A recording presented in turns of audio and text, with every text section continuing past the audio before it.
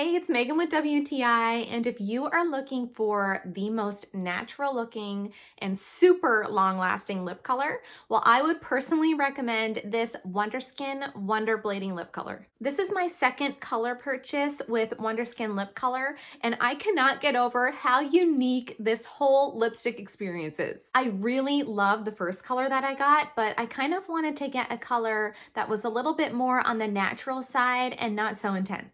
The shade 𝗟𝗢𝗡𝗚 is exactly what I was looking for. I think that applying this lipstick is so fun. When I put the color mask on and then I spray the activator on, I'm amazed at how perfectly it peels off. It's a great touch that the kit even comes with a little black cloth so I can scrub off any remaining bits of mask. The 𝗟𝗢𝗡𝗚 shade that was revealed underneath was really subtle and natural looking. It's easily a shade that I can wear every day for my normal routine activities. I love the fact that I don't have to worry about reapplying my lipstick throughout the day, and I also find it really reassuring knowing that the lipstick will not end up on my teeth.